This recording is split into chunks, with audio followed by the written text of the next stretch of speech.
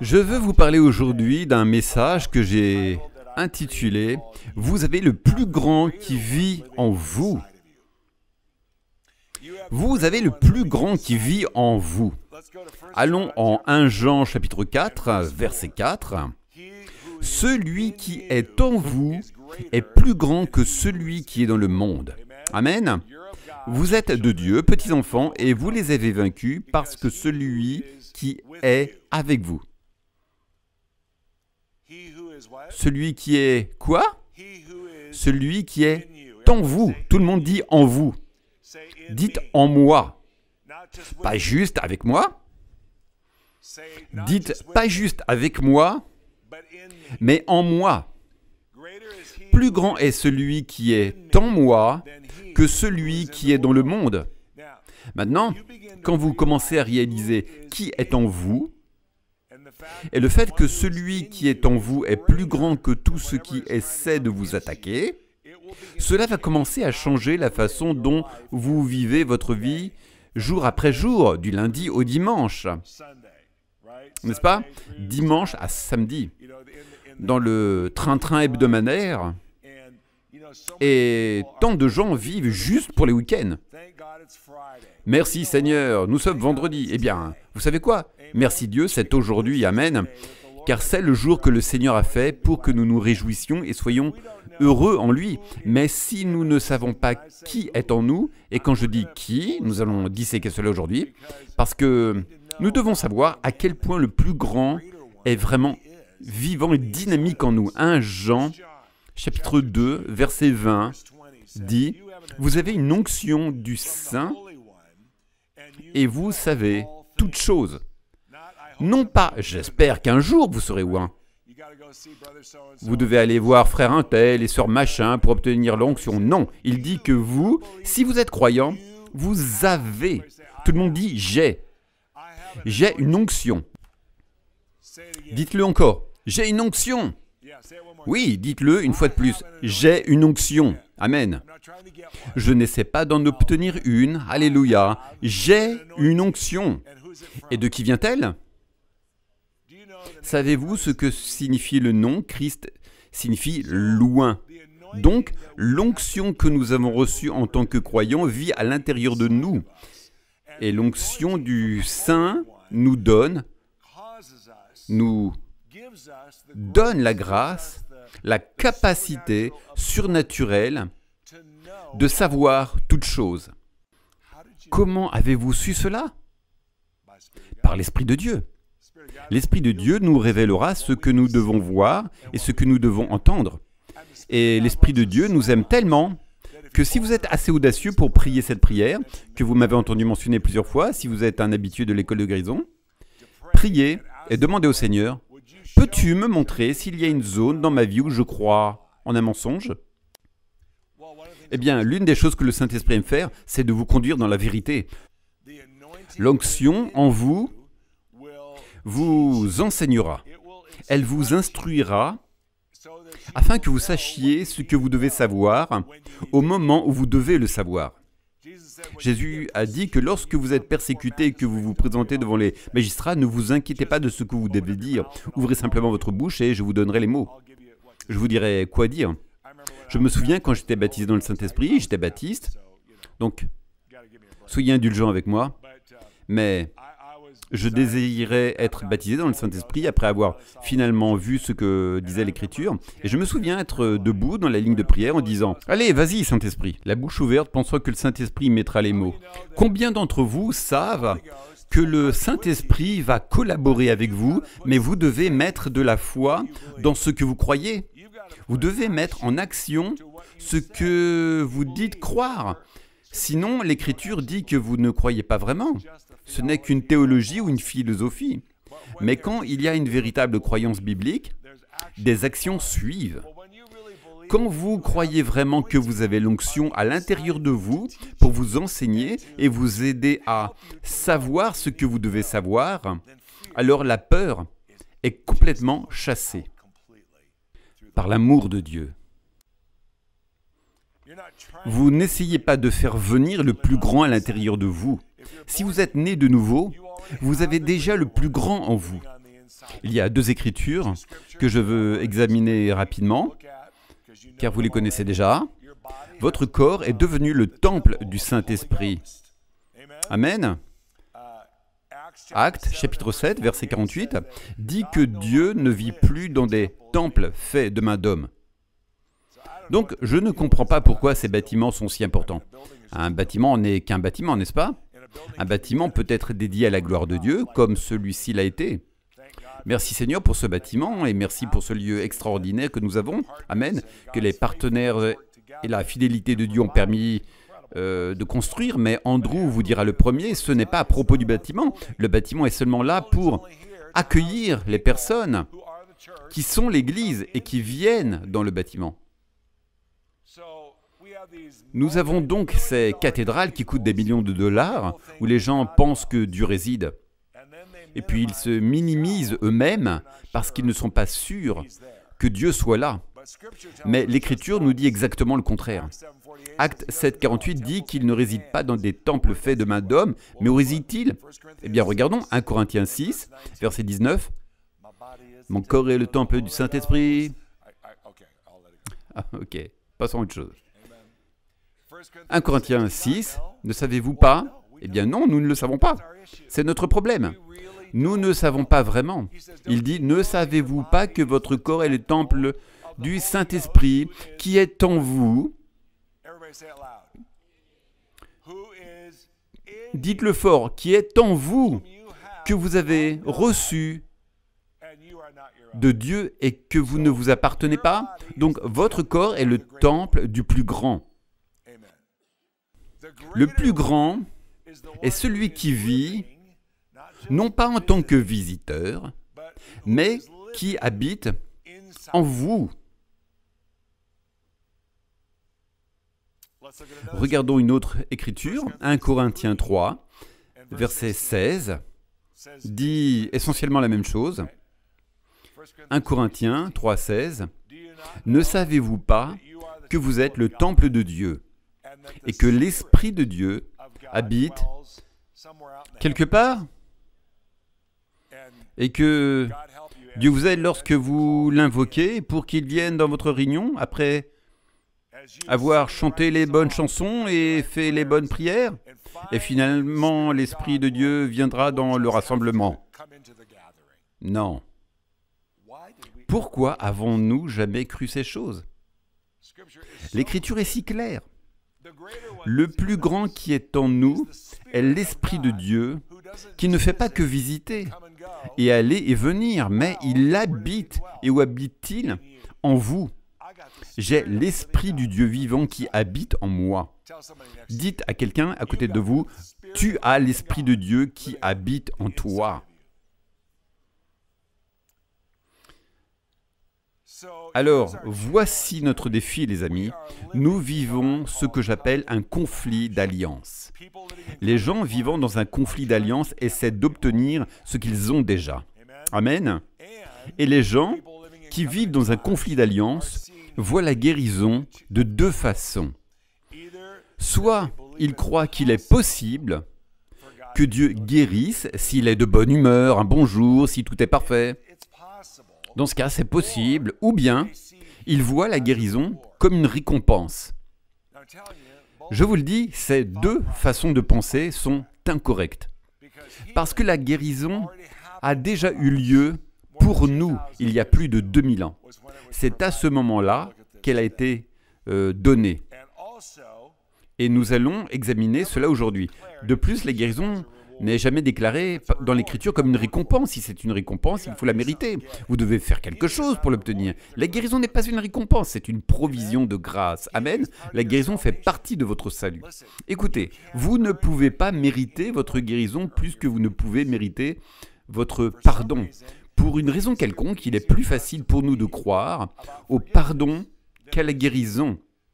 Parce que lorsque notre corps tombe malade, nous voulons faire les bonnes choses et nous commençons donc à dresser la liste des confessions, des prières et des croyances. Et ce que vous entendez des gens encore et encore, c'est « je fais tout ce qu'il faut pour être guéri ». Eh bien, dès que quelqu'un me dit cela, je sais qu'il voit la guérison comme une récompense.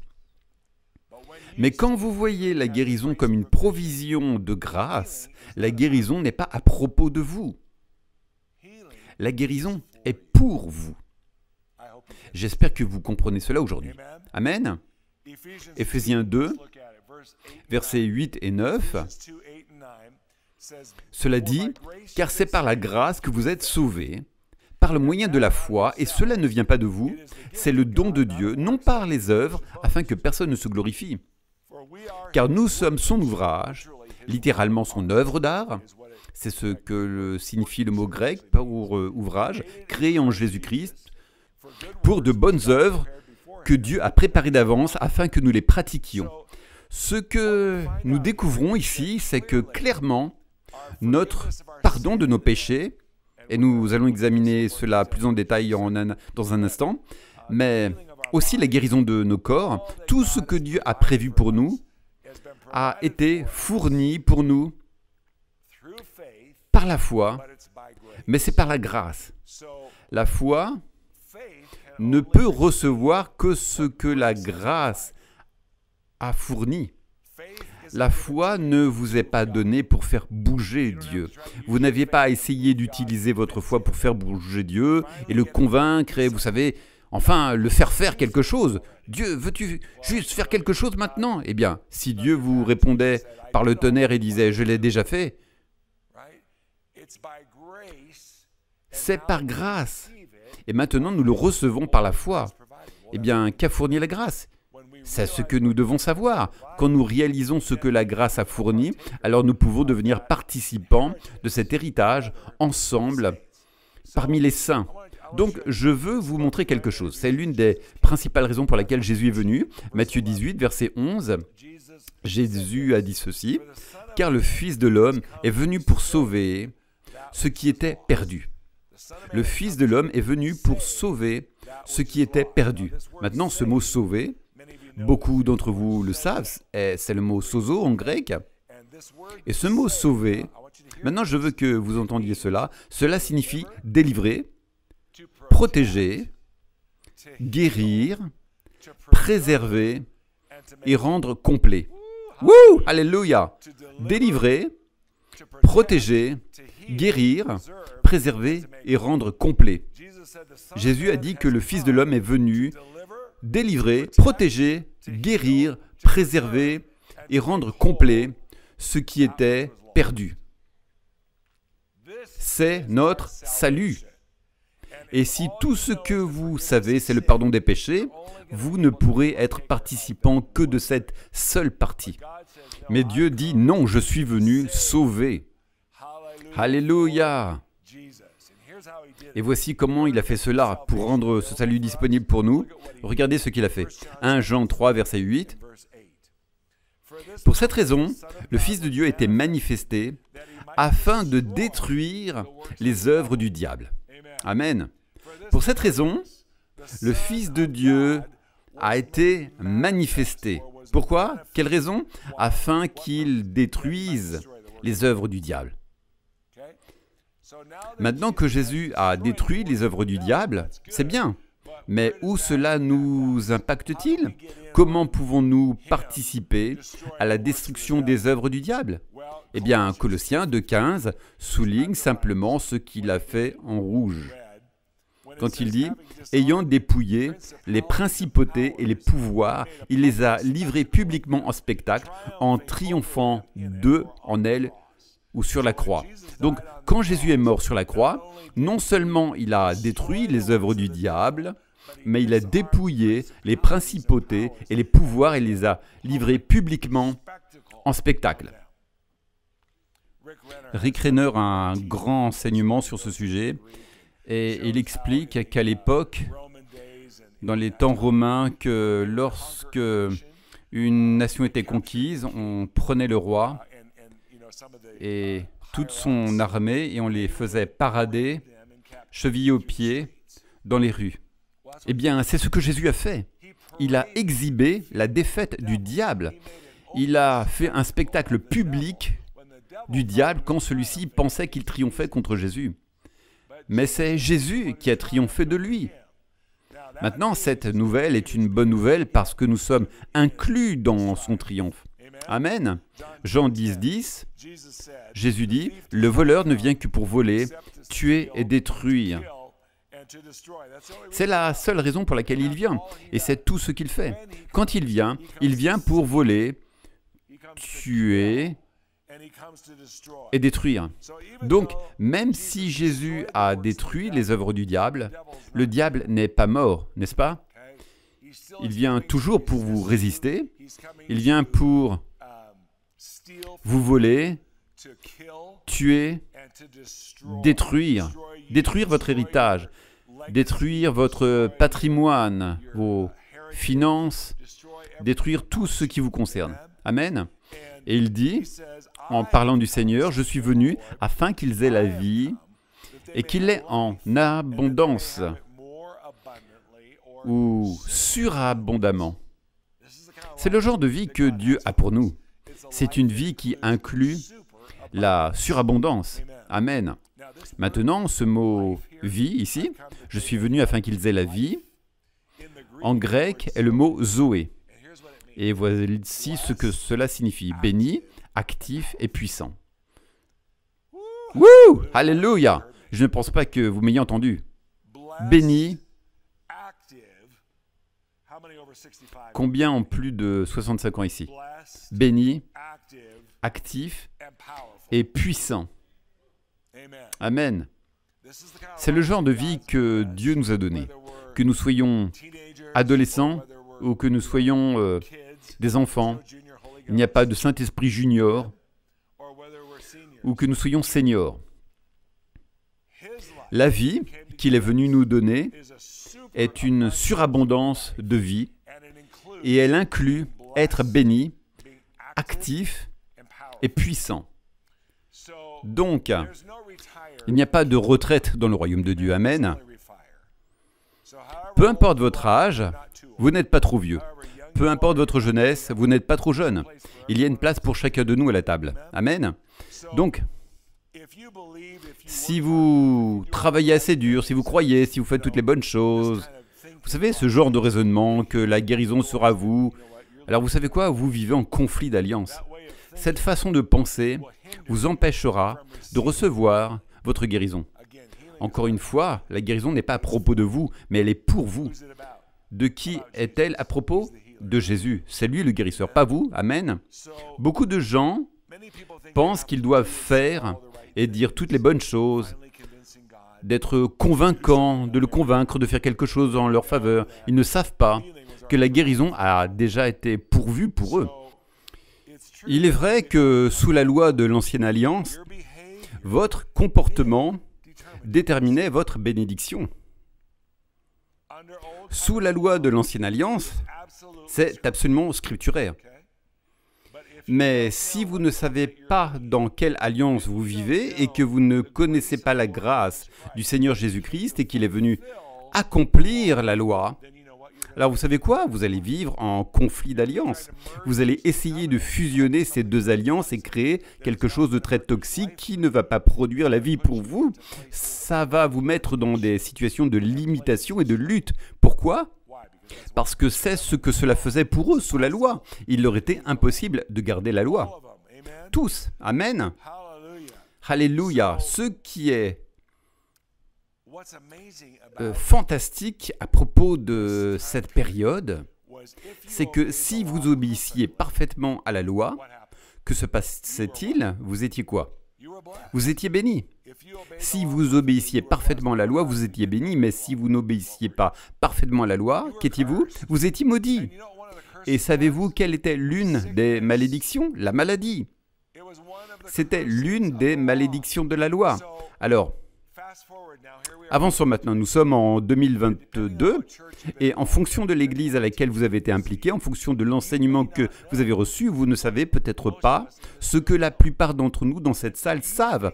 Et vous pensez donc que c'est à vous de tout faire parfaitement pour recevoir votre bénédiction de bien-être, de santé.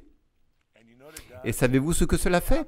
Cela vous épuisera complètement jusqu'au point de l'épuisement total. Vous savez pourquoi? Parce que vous ne pouvez pas le faire. Peu importe combien vous priez, cela ne sera jamais assez. Peu importe ce que vous faites, cela ne sera jamais assez. Mais quand nous comprenons que Galates 3,13 dit que Christ est devenu la malédiction de la loi, il a pris sur lui ce que personne d'autre ne pouvait faire. Et il a accompli l'ancienne alliance pour que nous puissions maintenant vivre dans une meilleure alliance avec de meilleures promesses. Et absolument, il y a une meilleure façon de vivre. Jésus a fait tout ce qu'il a fait pour vous et il est celui qui vit en vous aujourd'hui. Jésus est votre guérisseur. Alléluia. Puis-je entendre un amen? Vous n'êtes pas votre guérisseur. Vous n'êtes pas le guérisseur. Jésus l'est. Et quand nous commençons à reconnaître qu'il est celui qui est en nous, pas nous, mais celui qui est en nous, alors vous commencerez à le laisser agir en votre faveur. Ésaïe 53,5 dit que c'est par ces meurtrissures que nous sommes guéris, et non par vos meurtrissures. Amen. C'est par ces meurtrissures que nous sommes guéris. Nous pouvons donc nous reposer maintenant dans les œuvres accomplies de Jésus. Nous pouvons arrêter d'essayer d'obtenir ce que nous avons déjà. Écoutez ceci, Philippiens 4,13, car c'est Dieu qui agit en vous. C'est quoi? C'est Dieu qui agit en vous pour produire le vouloir et le faire selon son bon plaisir. Dieu est à l'œuvre. Même quand je ne le vois pas, tu es à l'œuvre. Même quand je ne le ressens pas, tu es à l'œuvre. Tu n'arrêtes jamais de travailler. C'est la vérité. Philippiens 4,13. Dieu est à l'œuvre, en votre faveur.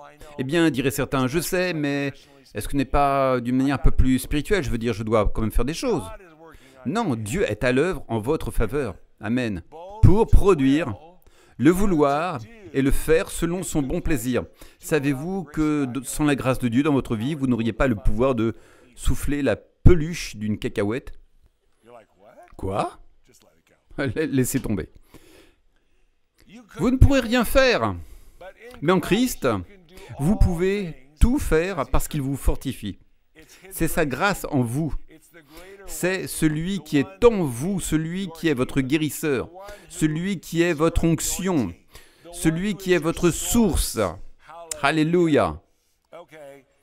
Vous dites peut-être, Daniel, je vous entends, je comprends, mais soyons réalistes ici. Quand vous ressentez des symptômes dans votre corps, c'est si facile de se concentrer sur ces symptômes, je sais. Je suis passé par là aussi. Oui, c'est vrai, c'est facile. Mais quand nous avons celui qui est en nous, qui nous aide dans notre moment de besoin, l'Esprit de Dieu en nous est tellement plus grand que ces symptômes. Il est plus grand. Dites-le avec moi, il est plus grand. Il est plus grand que mes symptômes. Il est plus grand que toute maladie.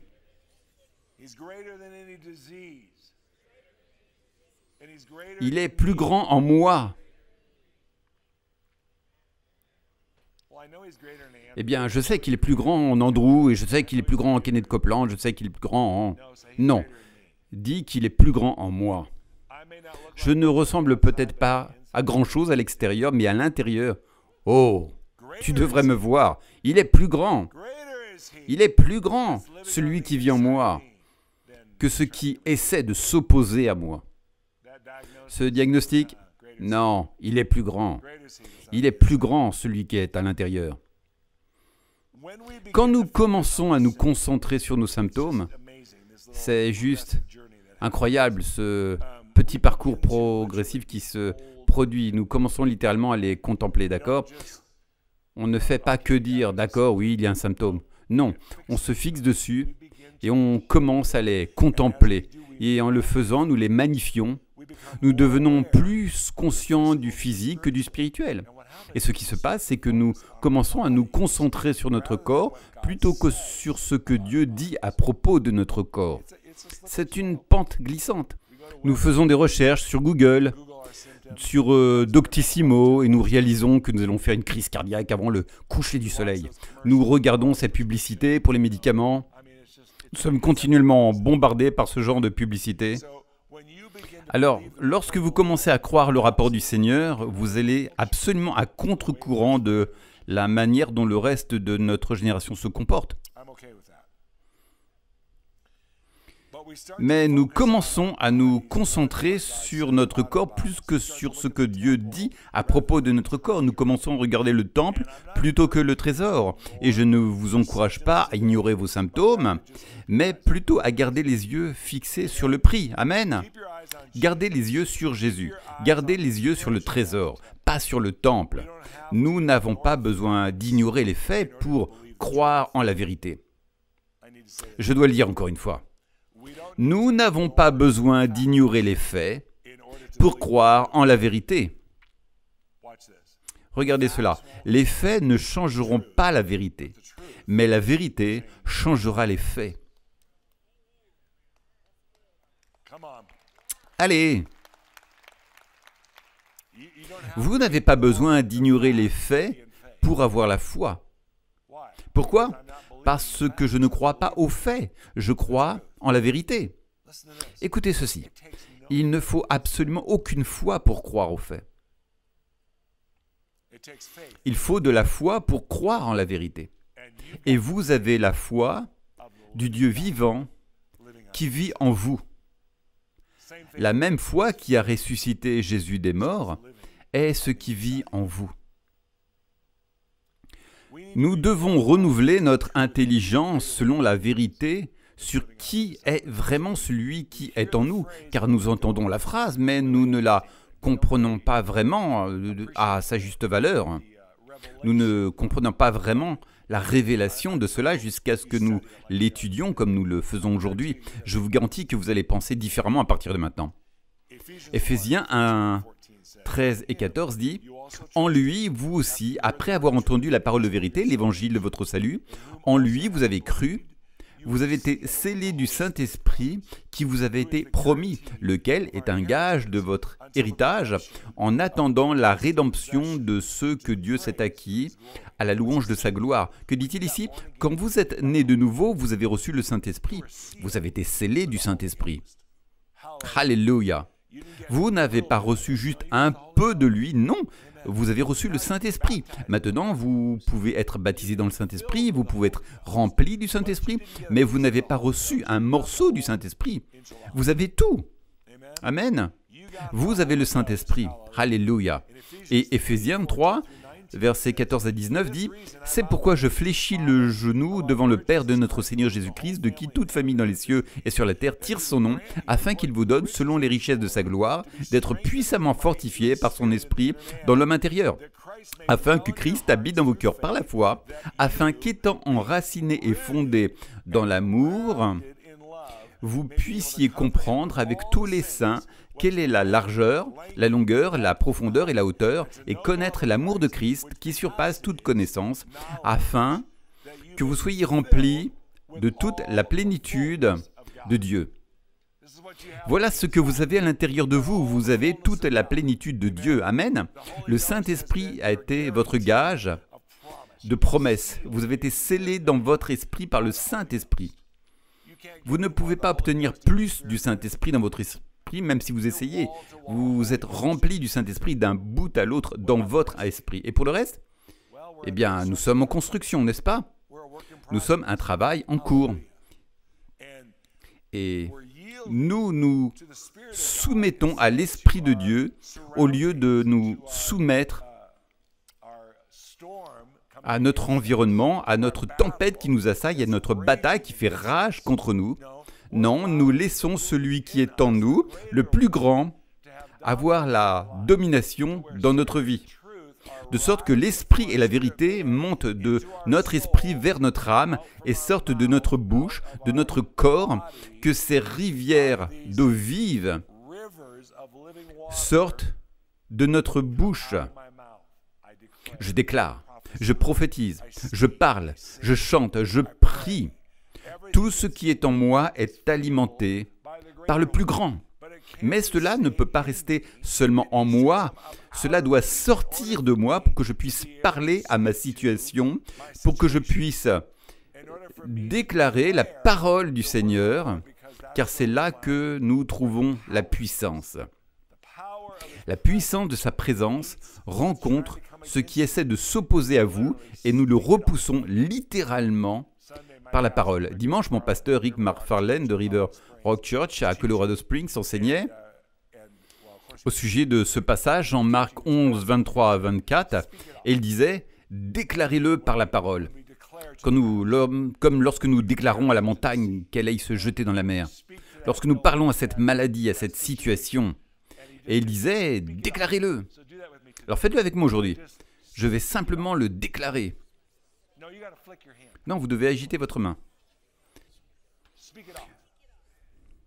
Devant les mensonges du diable ou le rapport médical, repoussez-le par les paroles. Repoussez-le par vos paroles et déclarez.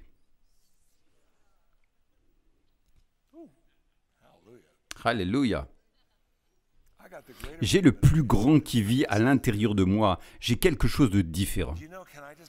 Puis-je être vraiment honnête avec vous un instant?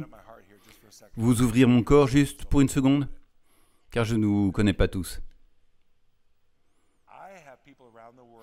Il y a des gens autour du monde qui ont vécu des situations très très tristes et vraiment difficiles, des situations liées au Covid et à d'autres maladies, infections. Et mon cœur est vraiment touché pour ces personnes. Je vous le dis, avoir un proche à l'hôpital qui meurt seul parce qu'aucun membre de la famille ne peut entrer pendant son processus de décès, c'est tout simplement mal à tant de niveaux. Mais je vous le dis, est-ce que l'un de vous s'identifie à cela si vous avez eu le Covid? Vous l'avez traversé presque comme si c'était juste un rhume ou une légère grippe, et une semaine plus tard, vous étiez de l'autre côté. Je vous le dis, c'est extraordinaire quand vous commencez à croire ce dont nous parlons ici. Comment, lorsque l'ennemi lance ses armes contre vous, et elles se manifestent par des paroles qui sont prononcées contre vous, elles se manifestent par une attaque démoniaque qui vous assaille, la maladie, toutes sortes de situations, l'ennemi essaiera d'utiliser ces choses pour vous attaquer.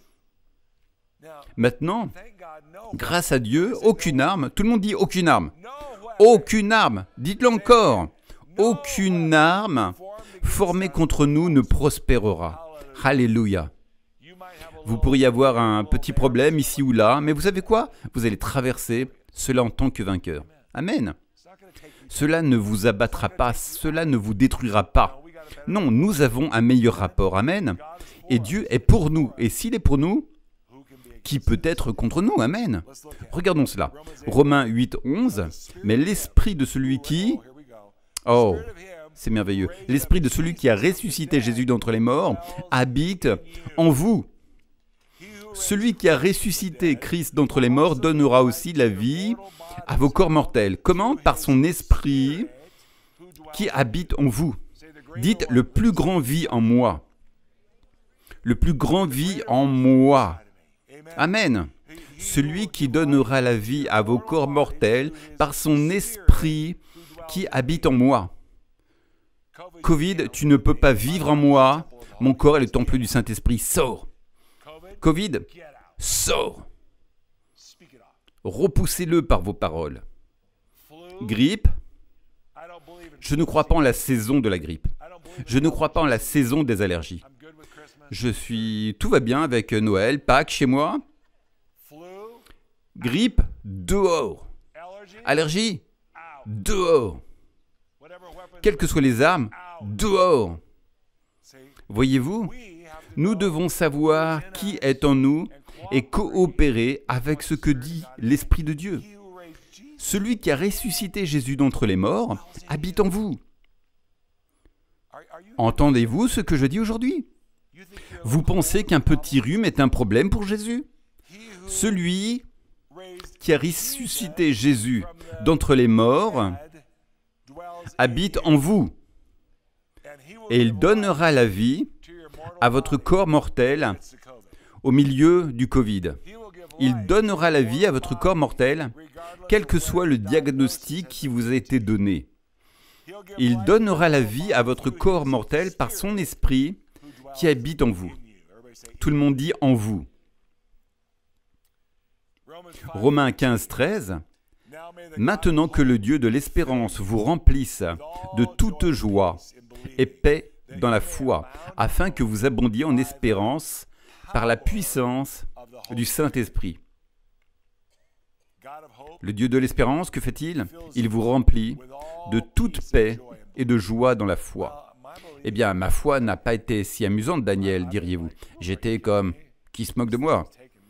Cette chose m'a terrassé. Non, la Bible dit que lorsque vous croyez, vous pouvez vous reposer dans les œuvres achevées et accomplies de Jésus. Et le Dieu de l'espérance peut vous remplir d'une telle joie et paix que les gens penseront que vous êtes sous l'effet de la drogue. Je vous le dis, les gens penseront que vous êtes dans le déni, que quelque chose ne va pas chez vous. N'avez-vous pas entendu ce que le docteur a dit? Oui, j'ai entendu, mais j'entends ce que le Saint-Esprit dit, et le Saint-Esprit me dit quelque chose qui est meilleur que ce que le docteur dit. Et j'apprécie le fait que vous pratiquiez la médecine, mais le mien est le plus grand médecin. Il est le grand médecin.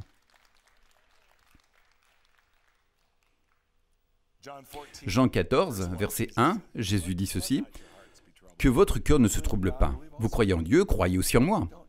Ne laissez pas votre cœur être troublé.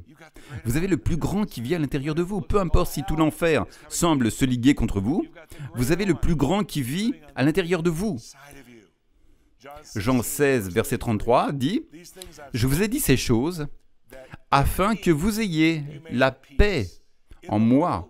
Dans le monde, vous aurez des tribulations, mais prenez courage, j'ai vaincu le monde. » Jésus dit donc que sa victoire est notre victoire.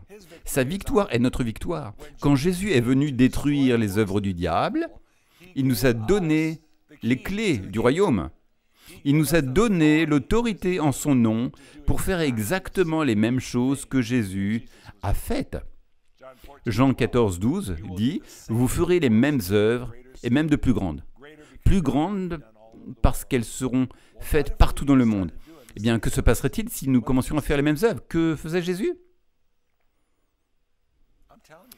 Je vous le dis, nous ne savons pas que le plus grand vit à l'intérieur de nous. Sinon, nous agirions différemment. Nous vivrions différemment si nous croyions vraiment qu'il vit à l'intérieur de nous. Jésus a dit, prenez courage. Qu'est-ce que cela signifie? Vous devez rire davantage. Je vous le dis, certains d'entre vous ont l'air d'avoir été baptisés dans le jus de cornichon.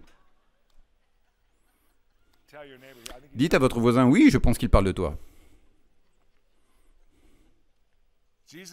Jésus a dit, prenez courage. Eh bien non, Daniel, tu ne comprends pas, c'est un désastre là-dehors, à l'extérieur. Jésus a dit, prenez courage. Pourquoi? Parce que j'ai vaincu et sa victoire nous a été donnée. Sa victoire est notre victoire. Son triomphe est notre triomphe. Amen. Alléluia. Regardez cela maintenant. Dieu nous conduit toujours à triompher.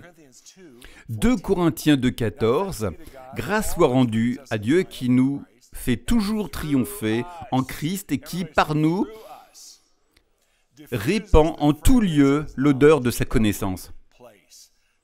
Le triomphe que Dieu opère en nous, il veut l'opérer à travers vous. Vous êtes le miracle de quelqu'un. Vous êtes la réponse aux besoins de quelqu'un. Je vous le dis, ce que Dieu, qui est plus grand, fait en vous, il veut le faire à travers vous pour impacter la vie de quelqu'un d'autre. Romains 8, 35 pose la question. Au fait, n'est-ce pas intéressant que Dieu nous conduise toujours à triompher et non en défaite? N'est-ce pas merveilleux? Amen. Romains 8, 35 pose donc la question, qui nous séparera de l'amour de Christ?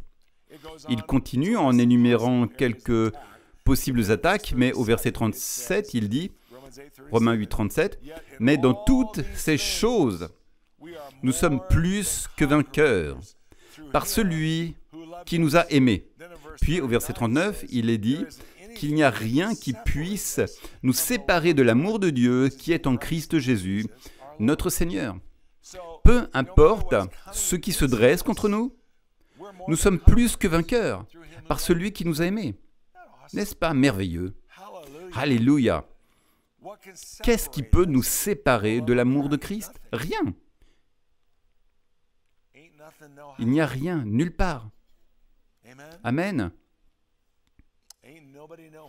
Personne ne pourra nous séparer de l'amour de Dieu. C'est impossible. On ne peut pas le faire.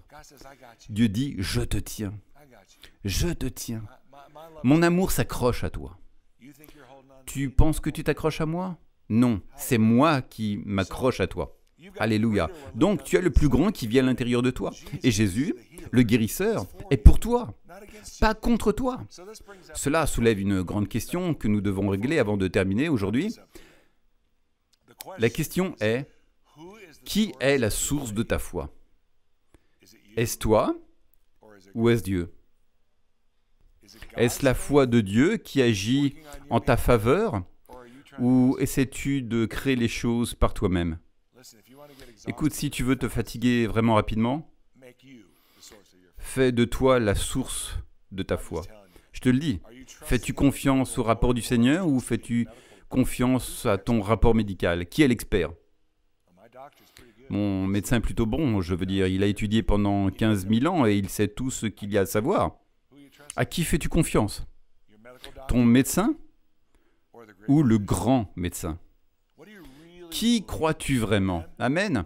Qui regardes-tu? Qu'attends-tu? Dieu est pour nous. Et Romains 8, 31 dit, « Que dirons-nous donc à ces choses ?» Tout le monde fait comme ça. Déclare-le. Que dirons-nous donc à ces choses? Sais-tu que tu dois parler aux choses? Tu pensais que nous étions fous de parler à nous-mêmes, n'est-ce pas? Non, tu dois dire, tu dois parler de l'abondance de ton cœur et déclarer ce que la parole de Dieu dit sur toi. Covid, tu n'as pas la permission d'être dans mon corps. Tu ne touches pas ce temple. Mon corps est le temple du Saint-Esprit. N'attends pas que le Covid arrive. Commence à le déclarer maintenant. Amen. Cancer, tu n'as pas ta place en moi. N'essaie même pas d'attaquer mon corps. Je suis tellement ouin que cela glisserait juste de moi au nom de Jésus. Déclare-le, repousse-le par tes paroles. Tu dis, mec, cela semble arrogant. Non, cela semble audacieux. Et quand tu sais que le plus grand est en toi, cela te donne une audace, une assurance même au milieu de la bataille. 2 Corinthiens 12, 9 dit « C'est sa grâce qui est suffisante pour nous, parce que sa force se manifeste pleinement dans la faiblesse. » Oh, j'aime ça. Je n'ai pas foi en ma foi. J'ai foi en Dieu. C'est la foi de Dieu qui agit dans ma vie. Le même esprit qui a ressuscité Jésus des morts agit dans ma vie et sa grâce est suffisante pour moi, même dans ma faiblesse. Maintenant, louez Dieu pour sa force, car ce mot « force » est le mot « dynamis », d'où nous tirons le mot « dynamite », n'est-ce pas? C'est le pouvoir miraculeux de Dieu, ce mot « force », d'accord? La puissante œuvre de Dieu, le pouvoir miraculeux, la puissance de Dieu est déjà en toi grâce à la grâce de Dieu. Donc, quand cette grâce est suffisante pour nous, nous l'entendons un peu comme, vous savez, si vous venez du Sud, combien d'entre vous viennent du Sud? C'est-à-dire la partie sud des États-Unis? Dites-moi si c'est vrai. Vous pouvez dire ce que vous voulez tant que vous dites « Bless your heart ». D'accord? Est-ce vrai en Alabama? Vous pouvez dire « Bless your heart ». Bless you, sweet little heart. C'est si stupide, n'est-ce pas? Eh bien, quand nous entendons cela, sa grâce est suffisante pour nous. Oh, bless your heart. N'est-ce pas? Non, sa grâce est suffisante. Sa grâce est suffisante pour nous. Peu importe ce à quoi nous faisons face, ce géant n'est pas plus grand que le géant qui vit en moi. plus grand est celui qui est en moi que celui qui est dans le monde. Il est un Dieu puissant au milieu de moi, et aucune arme forgée contre moi ne prospérera. Cette grâce est suffisante pour moi. Il savait que nous aurions besoin d'aide pour comprendre cela. Alors il dit, parce que c'est sa force. Comprenez-vous cela? Vous voyez, je sens juste que je pourrais être si fort tout le temps, je dois juste prier, je dois tenir la digue pour qu'elle ne s'effondre pas sur moi. Non, c'est sa force qui te tient. Même dans la faiblesse, je ne sais pas combien d'entre vous étaient ici pour Barry Bennett quand il a enseigné, mais si vous avez manqué l'école de guérison, c'était la semaine dernière ou il y a 2 semaines? La semaine dernière.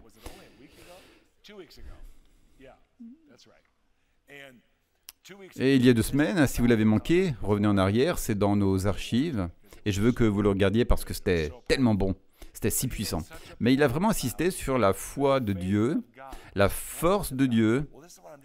C'est sur quoi je m'appuie. Et je dis, plus grand est celui qui est en nous que celui qui est dans le monde. Mais si tu fais tout cela pour toi-même, alors tu dois le maintenir.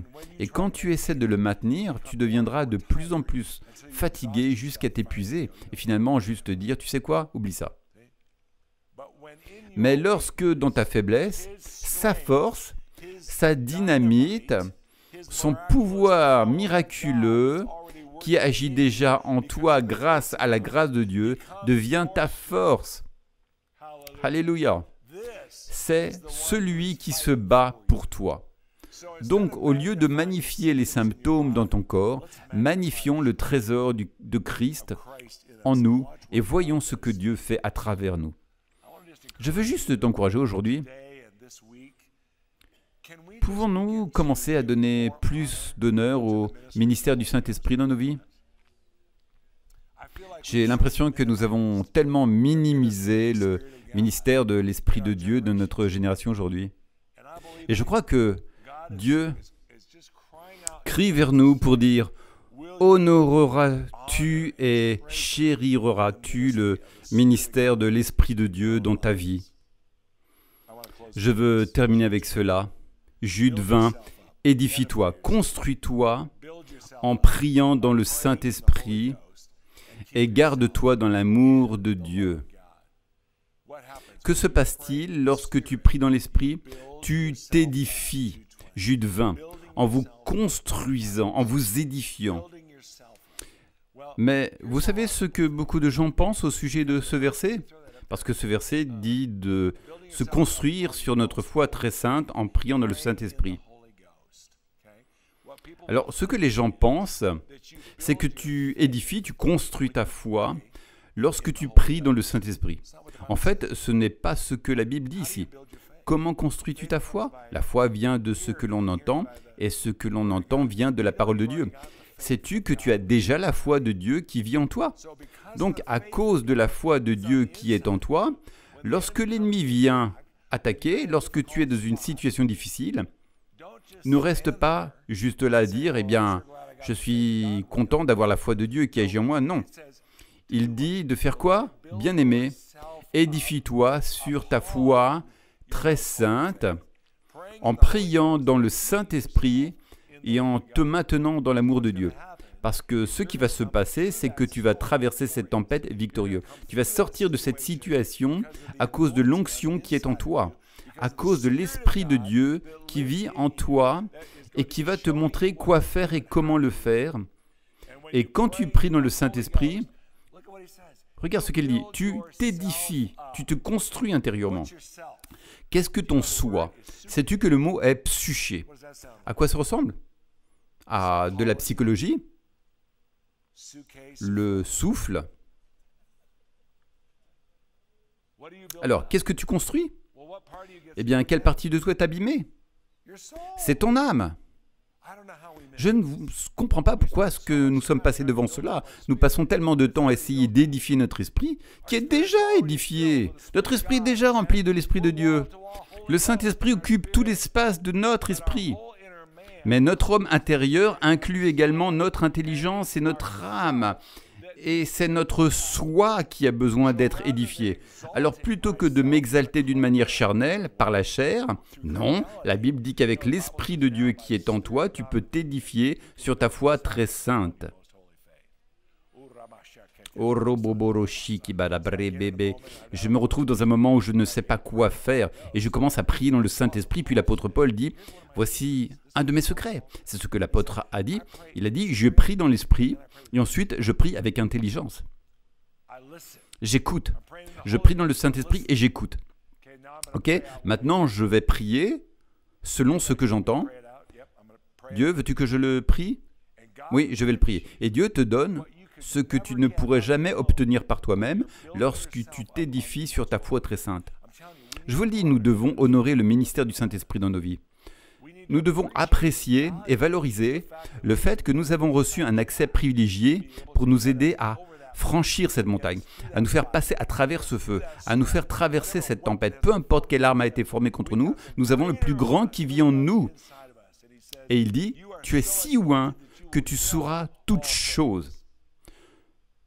Tu sauras ce que tu dois savoir quand tu dois le savoir. En t'édifiant par la prière dans le Saint-Esprit, en te maintenant dans l'amour de Dieu, tu as le plus grand qui vit en toi. Maintenant, quand la maladie et la souffrance attaquent ton corps, ce n'est pas si, c'est quand, d'accord? L'ennemi est l'ennemi. Et il vient seulement pour voler, tuer et détruire. Et l'une des façons dont il aime le faire, c'est par la maladie et la souffrance. Quand tu as des symptômes qui attaquent ton corps, les symptômes pour le corps sont comme ce que la tentation est pour notre intelligence. Juste parce que la tentation vient ne signifie pas que tu dois l'accepter. Est-ce que tu m'as entendu? Quand la tentation vient, la Bible dit que devons-nous faire? Capturer chaque pensée et l'amener à l'obéissance de Christ. Eh bien, que faisons-nous? Ces symptômes viennent. Et nous allons sur Doctissimo? Non. Oh, ce n'est qu'un symptôme, ce n'est pas grave, je vais m'en remettre dans une semaine. Comment le sais-tu? Quand ce symptôme apparaît, que fais-tu? Tu le captives et le mènes à l'obéissance de Christ. Symptôme, tu n'as pas le droit d'attaquer mon corps. Je te parle, sors de moi au nom de Jésus. Je ne m'identifie pas à toi, je m'identifie avec le plus grand qui est en moi et qui est pour moi. Et si Dieu est pour moi, alors tu sais quoi? Tu ne peux pas être contre moi. Quand nous étions enfants, nous disions « nanananer ». Je te le dis, le diable est le perdant, pas toi. Le diable est le grand perdant, pas toi. Tu es celui qui a le plus grand vivant en toi. Et cette maladie, cette souffrance, vous qui croyez en Dieu pour la guérison, levez-vous sur vos pieds maintenant. Maintenant, tous ceux qui croient à la guérison dans leur corps, levez-vous sur vos pieds maintenant au nom de Jésus.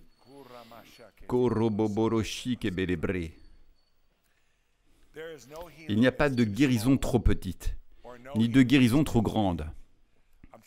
Peu importe ce que tu es prêt à tolérer dans ta vie, tu le feras. Maintenant, lève les mains. Au nom de Jésus, je libère cette onction qui est dans ce lieu aujourd'hui. Alors que nous nous sommes assis à la parole de Dieu, Seigneur, tu as dit que tu confirmais ta parole par des signes. Je libère le pouvoir de guérison de Dieu pour agir en chaque personne qui croit en toi. Maintenant, dans cet auditorium et partout où tu te joins à nous sur Internet, maintenant, au nom de Jésus, reçois ta guérison. En ce moment même, reçois ta guérison au nom de Jésus.